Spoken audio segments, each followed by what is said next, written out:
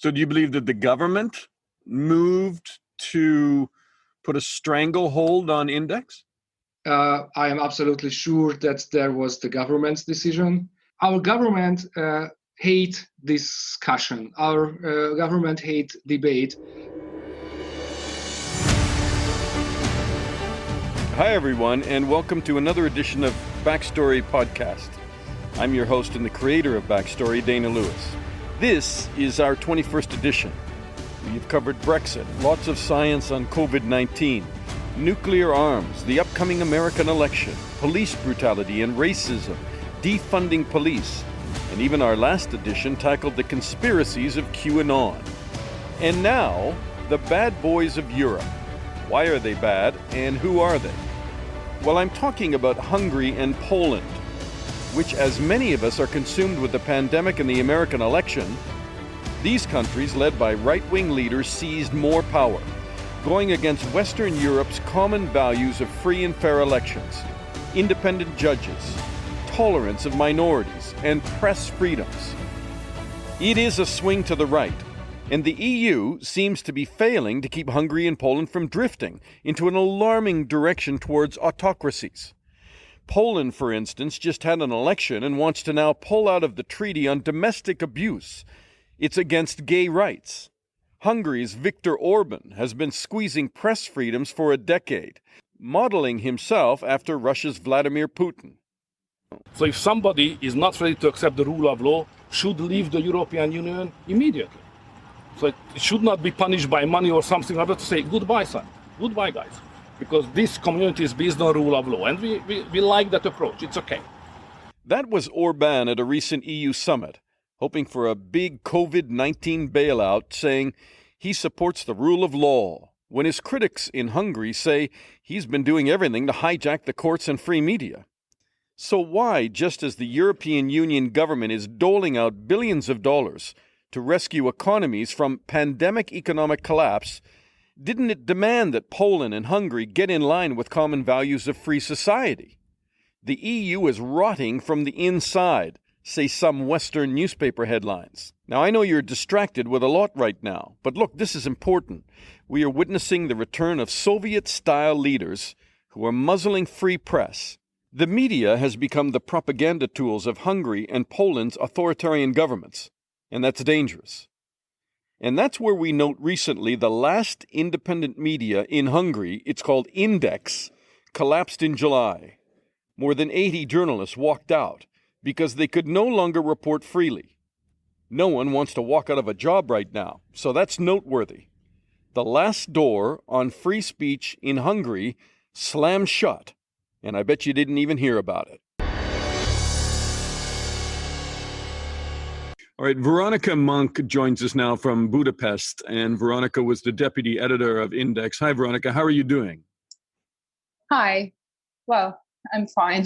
It's quite hard days, but I try to keep it together. Not too many people walk out of a job in the middle of a pandemic. Tell me what happened.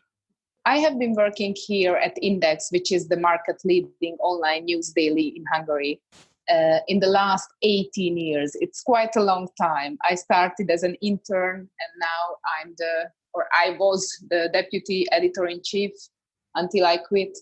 I quit because I felt that there are external influence on the professional work and independent work that we are doing. And I quit because editor-in-chief was fired last week, and almost the whole newsroom quit. It's quite a large newsroom with around 90 editors and journalists.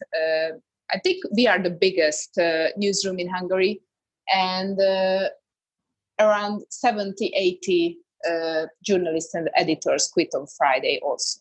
So what is the point of walking out? What do you gain? Or it just became impossible to work under the current conditions because? Yeah, I mean, I cannot speak in the name of other 80 people. I can speak in the name of myself. And I didn't think about the future when I quit. I thought that it's unacceptable what is happening. And I quit because I thought that I cannot continue the professional and independent work that I have been doing in the last 20 years. Yes, it's an uncertainty. I have two little kids, and we are in the pandemic, and I don't know what's going to happen.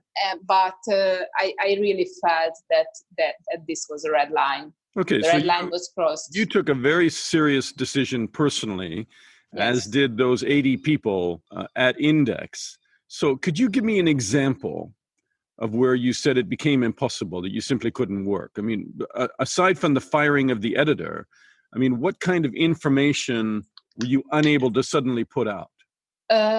Just a little bit of background about Index, okay? So Index was considered the last major independent outlet in Hungary, in the country which is ranked the second worst country in the EU for media freedom by Reporters Without Borders. So we were independent, and in the last 10 years, the media environment changed in Hungary, and a lot of media companies somehow were influenced by businessmen who influenced or owned by businessmen who strongly connected to the Fidesz government. So there is this media landscape where there are a strong political influence on media companies. So that's why a couple of years ago, Index, the newsroom, the staff of Index stated according to us, what are the conditions of the independent operation, of independent journalism? And we had two main conditions. One, then there cannot be external influence on the content we publish, and there cannot be external influence on the structure of our staff.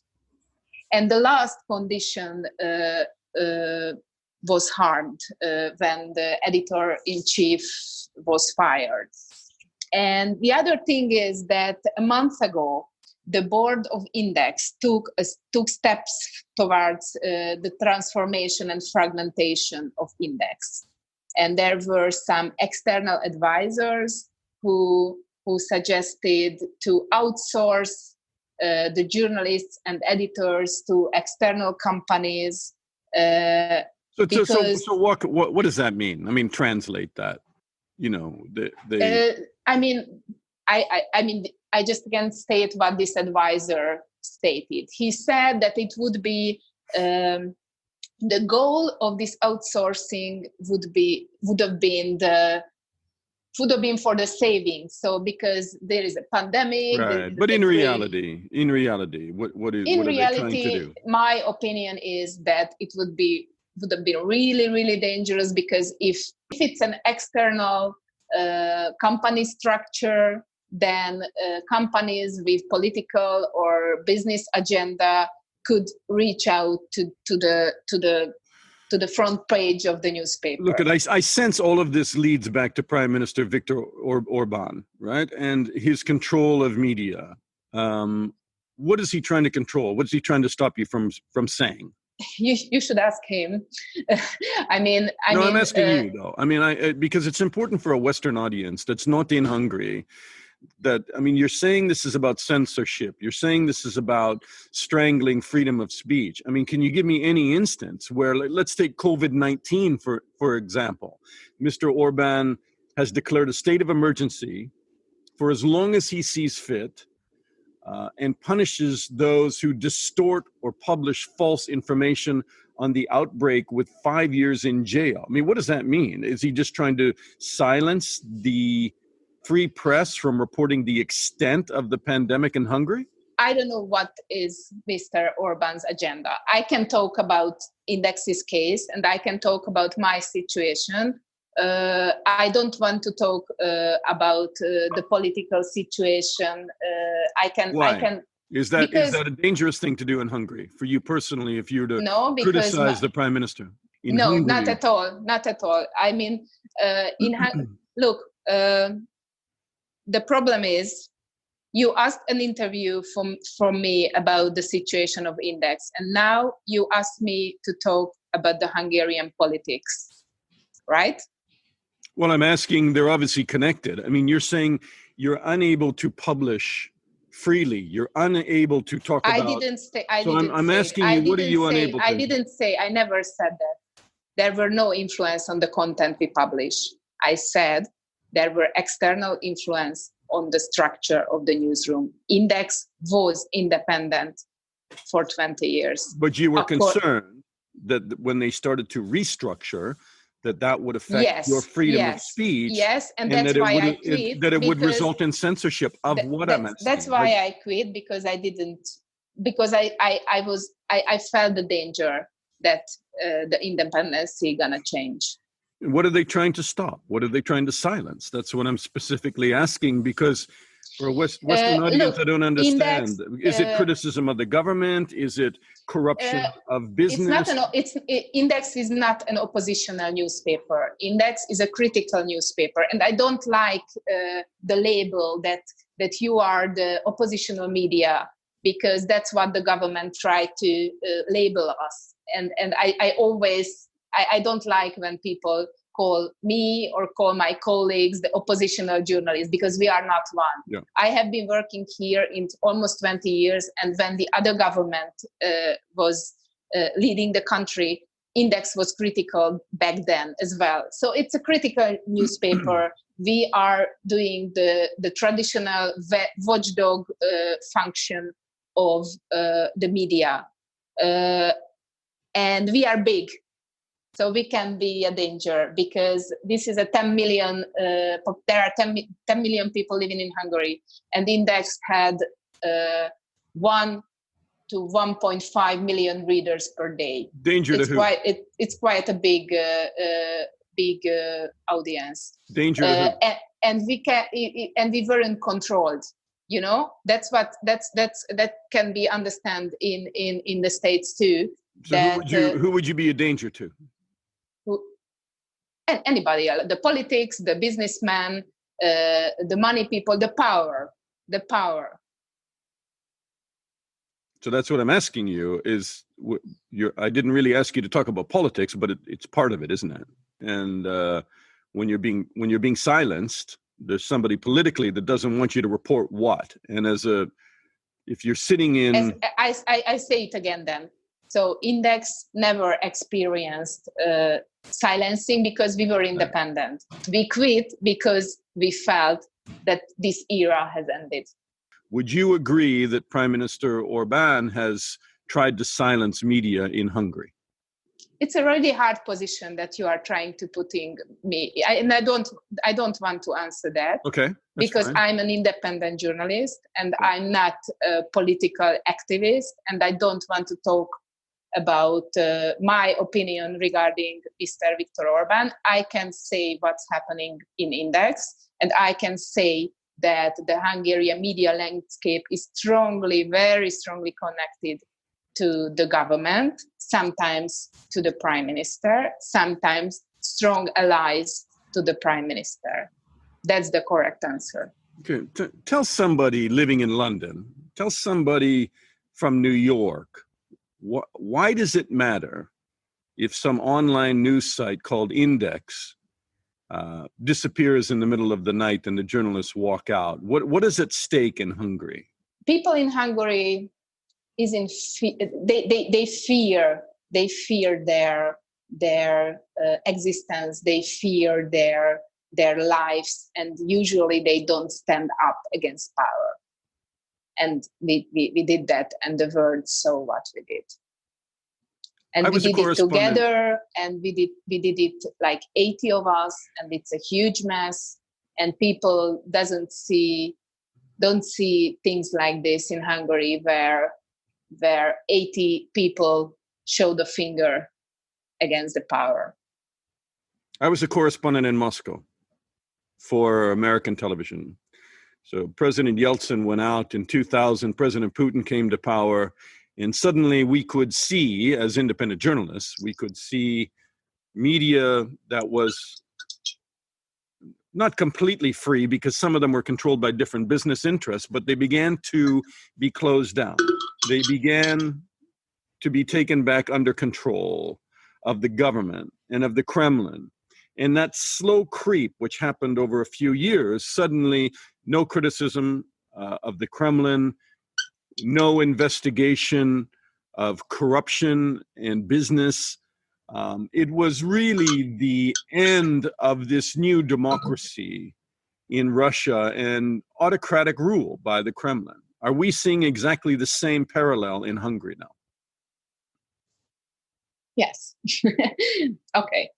But the thing is that there were no, we could write whatever we want, and we did. That's the more important message. But you felt that was ending. You felt that was ending. Yes, yes. Veronika Monk from Budapest, the former deputy editor of Index. Thank you so much. Thank you so much.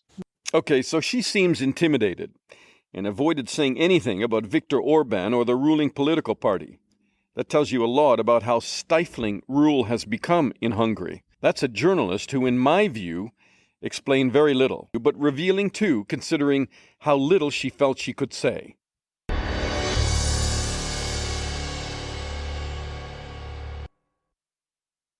Let's talk to Gabor Polyak, who is with Mertek, and that is a media think tank in Hungary.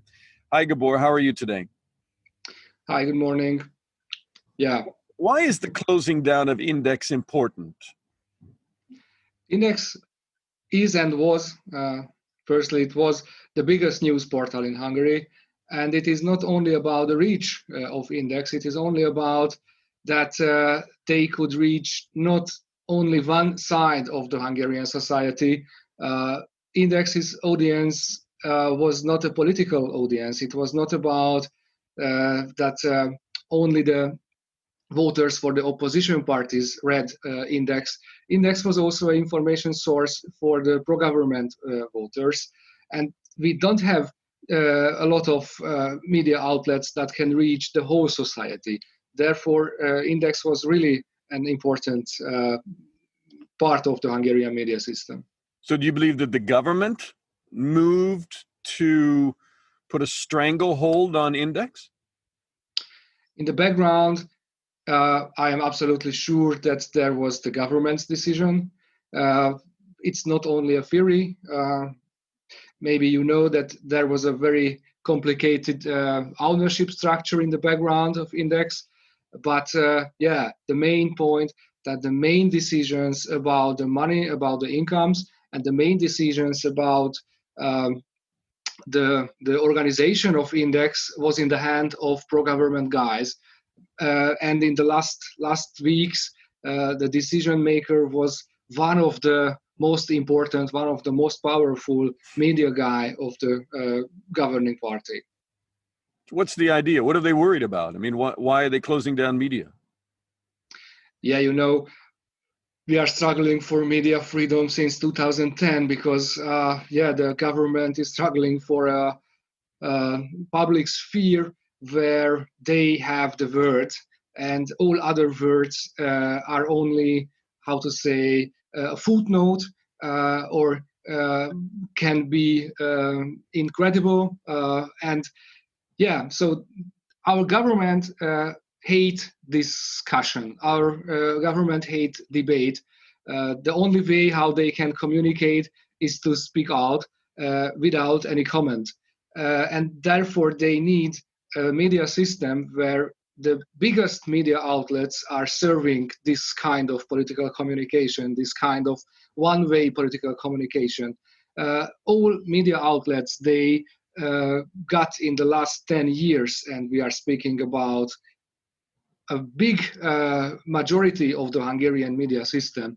So they don't put questions, they don't put real questions, even if they make interviews with our prime minister. These are not interviews in terms of Western Europe or in terms of the US.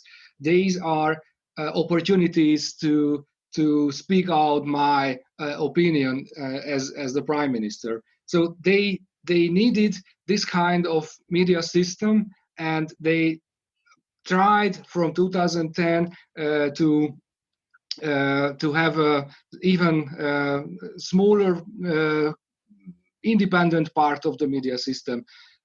Once they tried to buy and to get all big media outlets, and otherwise they tried to make the independent media incredible, to build up a picture that they are not trustworthy. Yeah. I mean, Viktor Orban, the prime minister, is supposed to be a tough guy, but he can't take a punch.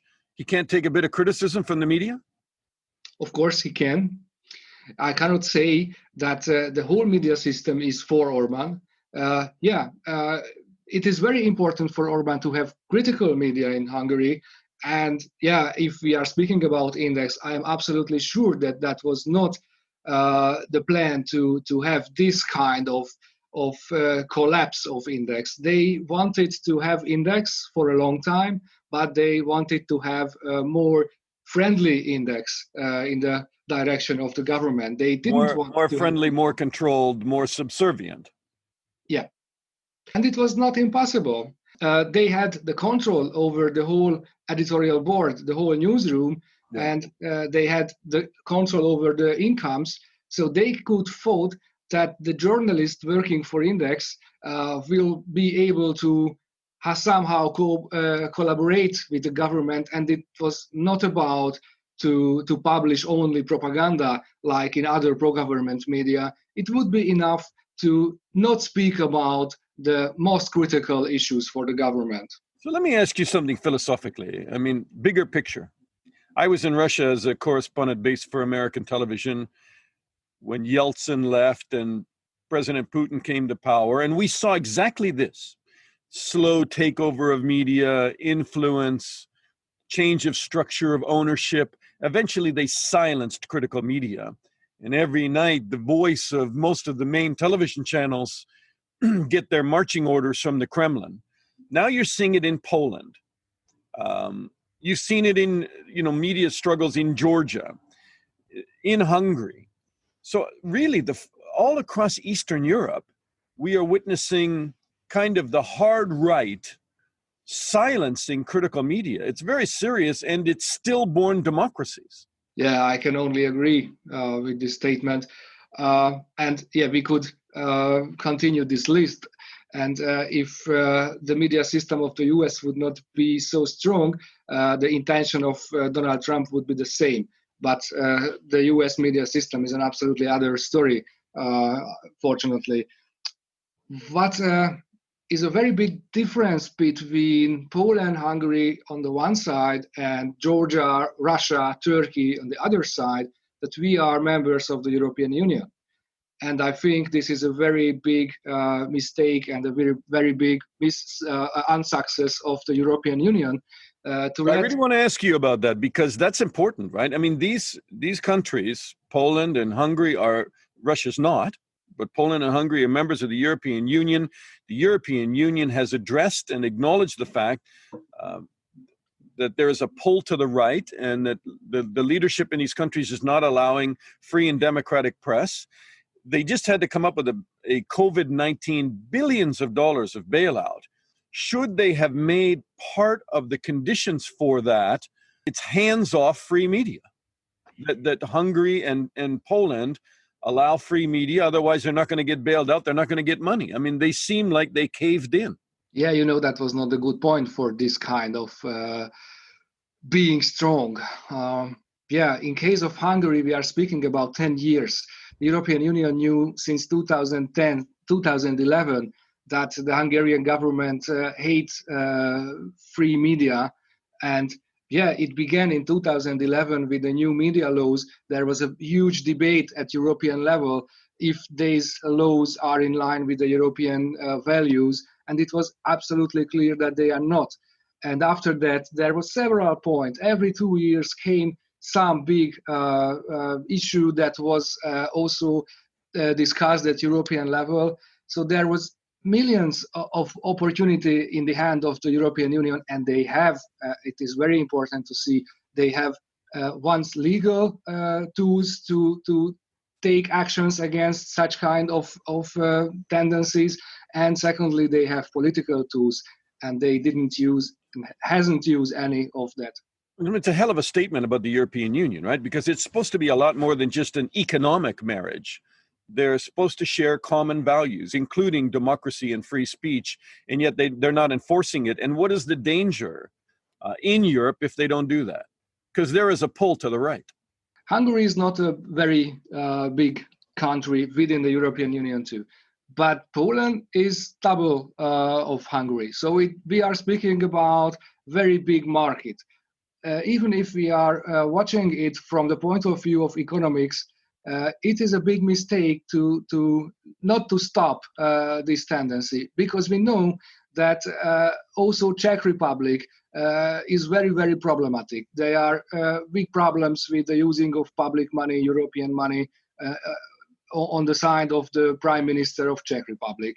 There are problems now in Slovenia. So Hungary was the first point. Hungary is not so important, not so strong. It would have been very easy to stop this whole tendency within the European Union. And the European Union didn't do that. And now the whole Eastern European EU part is in this problematic situation. Gabor, Polyak, thank you so much, because I mean, a lot of people view Hungary as an island in terms of this is a problem in Hungary. And I think you help us understand it is a much broader issue, and it's one that the European Union should have tackled, could have tackled, and it may have to in the future. I hope so. Thank you, sir. Thank you.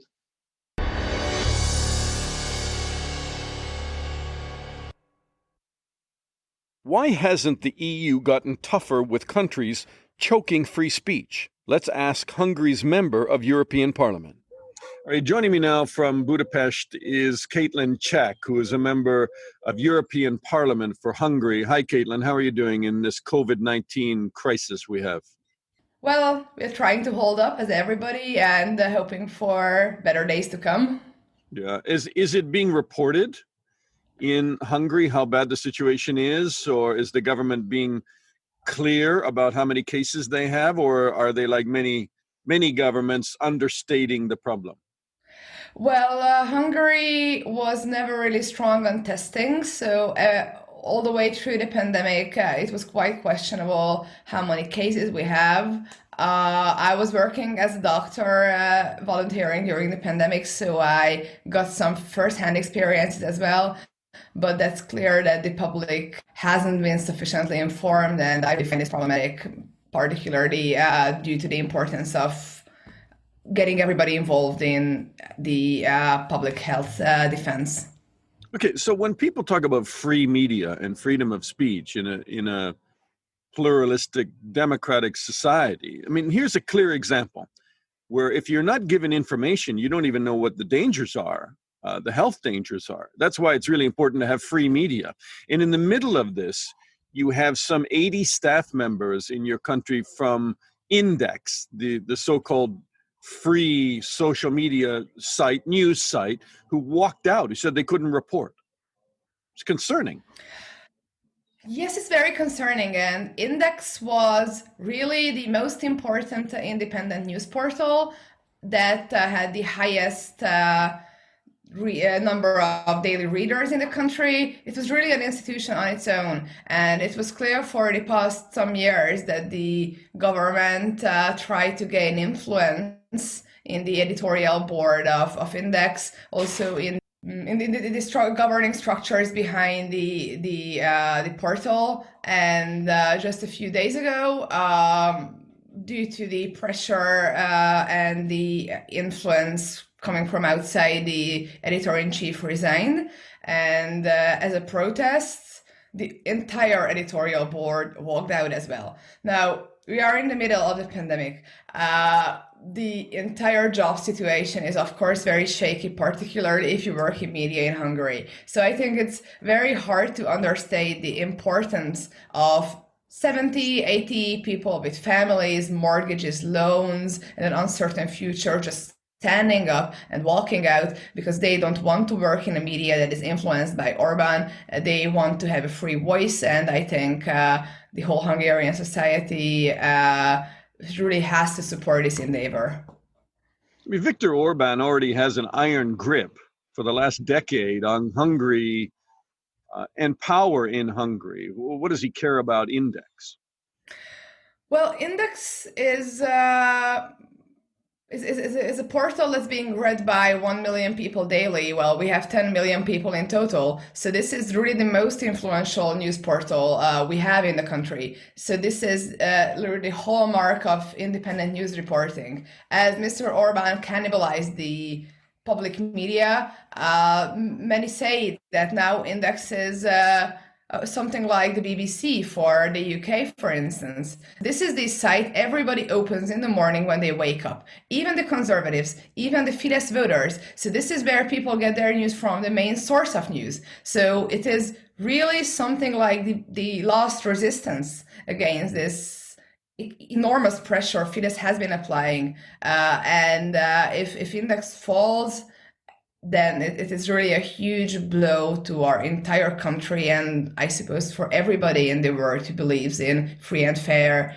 media and checks and balances and the possibility to report on power. The last resistance. What is the resistance against? Well, Hungary has been governed by Mr. Orban for the past 10 years with a supermajority. And during this time, according to Freedom House, Hungary ceased to be a democracy. Now we are a hybrid autocracy. The conservative populist government of Mr. Orban has been systematically doing away with checks and balances, with the independence of the judiciary, with the freedom of the media. Mr. Orban has expelled the Central European University from Budapest because he didn't agree with the views that were taught there. It is an American university that had a campus in Hungary, and now they are out of the country. It's been an extremely damaging time for the soul of our country, for the democracy of our country, and of course media and the possibility to report and the possibility to share information is really the hallmark of the possibility of change. And if we even stop having these independent institutions, then it's really a huge problem. A lot of news portals were closed down for the past years. Very influential papers, printed papers, big papers that has been existing for 100 years now. They are not functioning anymore. And Index is really something of the greatest magnitude for this country. So many people read it, so many people rely on it. It's a very well-respected journal, even abroad, and it's really a huge loss that the government is trying to buy influence also there. Forgive me if I'm wrong, and I'm sure you'll correct me because you're not timid about these things. I was a reporter based in Moscow for American television. This seems cookie cutter. This seems what President Putin did when he came to power in the year 2000, cut down the newspapers, take over the ownership of any free or critical media. Not all of it was necessarily free. Some of it was pulled in different political directions. Some of it was black media, they used to say. But, take control of that. And then you have free reign to absolutely control people's perceptions and the debate, because you will program the television stations, the radio stations, the newspapers every night with your message, from the Prime Minister's office. And then we're hearing about it in Poland, and then we're hearing about it in Hungary. So, people have learned from a very bad example.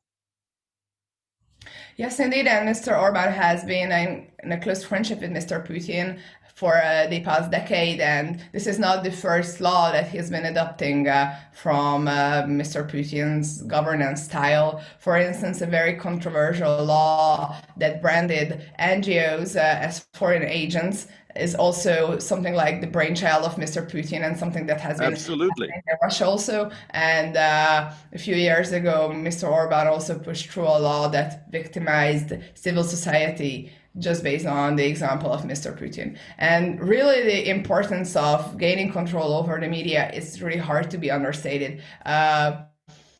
all the local papers that people read in the greatest numbers in the countryside are being exclusively controlled by cronies close to Fidesz. The majority of the big news channels, the public media, which has been used for propaganda purposes. It sounds like a campaign to have Viktor Orban prime minister for life, as Putin is president for life in Russia.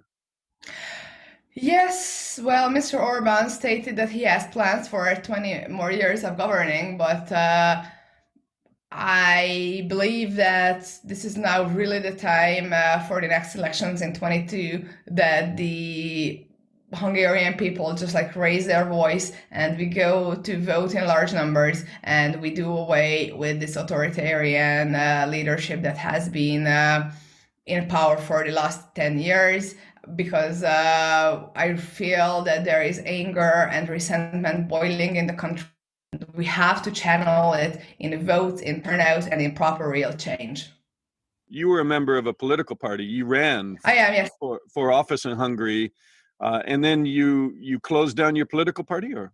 I'm a founding member of Momentum, which is the youngest political party in Hungary. Why couldn't you get elected? You didn't even get one seat, did you? Well, yes, the first election we ran at was a little bit a year after our party was founded, and then we got 3%, which was indeed not enough for getting a seat in the parliament. But just a year after, we had a very good result at the European Parliament, where we gained over 9%, which made us one of the strongest opposition parties. And a few months ago at the local elections, we elected hundreds of councillors, a lot of mayors all over the country. So the party is growing, and now is it a free and fair election? That I would not say that it's free and fair, but there is a possibility of winning for both sides. Katalin, you're a member of European Parliament. My understanding is being part of the EU isn't just about an economic deal. It's about the values, which include free speech and free media and democracy. Why has the EU failed to really put Viktor Orban in his place and tell him hands off the press, hands off the media there? What you're doing does not in any way align itself with the values of the European Union. Why have they failed to do that? What you are saying is exactly what the European Parliament wants, that we should be tying EU money to the respect of EU values. We should make a clear line, a clear distinction between what is possible to be done in a community of values and what not. When a country joins the European Union, they have to sign up for a number of criteria based on the rule of law, about the freedoms, the media, the governance, and it's very important that even after somebody is a member, somebody has become a member, they really have to adhere to the same standards as before. And so why is it not happening? I mean, why is the EU not enforcing the rules that they ask members to sign?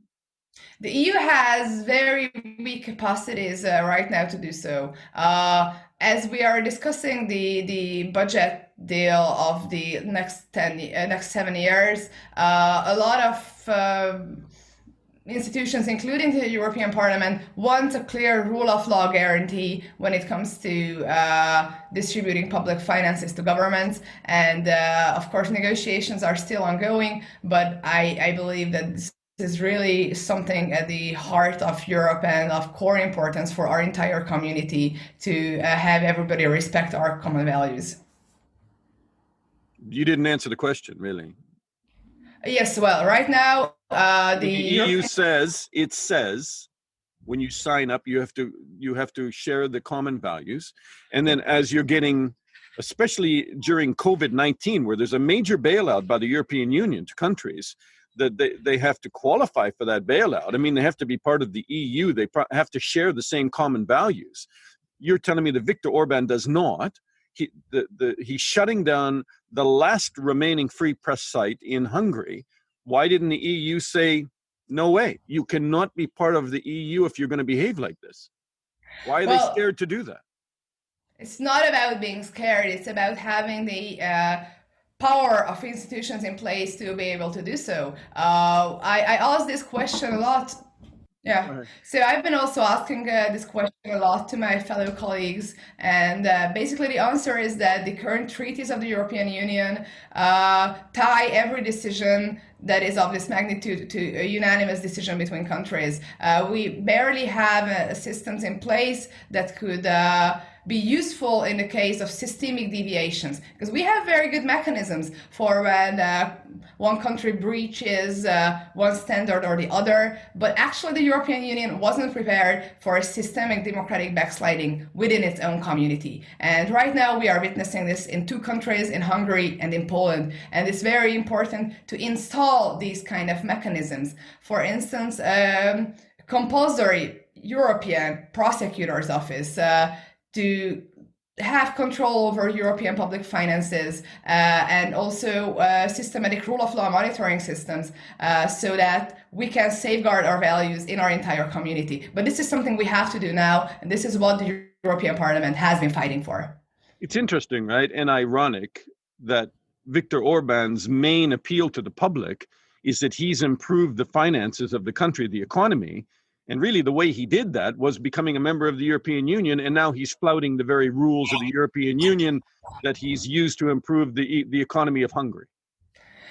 Yes, indeed, and this is this hypocrisy we have to be doing away with, because so criticizing the EU has been one of the hallmarks of Mr. Orban's governance. He has been claiming for a long time that the EU is an evil conspiratory powers to try to do away with the conservative governance of Hungary. They are enemies of the Hungarian people and all that. And in the same time, they have been profiting from EU money, which has been spent without appropriate oversight to a small circle of cronies very often. And this is why it is so important that the EU can project its values in its economic policies as well, so that everybody who spends our money also has to respect our values as well. Katalin, Czech, a member of the European Parliament for Hungary, thank you so much. Thank you so much. Press freedoms are also under attack, severely under attack, in a country that I've always considered the leader in democratic principles in the free world, America. If you think calling everything fake news and campaigning against TV or newspapers will bring you clarity, think again, it won't. Americans, as you approach the elections in 2020, you had better support liberal, open values, or you risk going the way of dictatorships which limit political discourse because they cannot accept criticism. Not only because of their egos, but because they aim to strangle opposition, to strengthen their grip on power, and continue to stuff their pockets. Meantime, the bad boys of Europe need a lesson from the countries of Europe which still value democracy and free speech. That's another edition of Backstory. Please share and subscribe. I'm Dana Lewis, and I'll talk to you soon.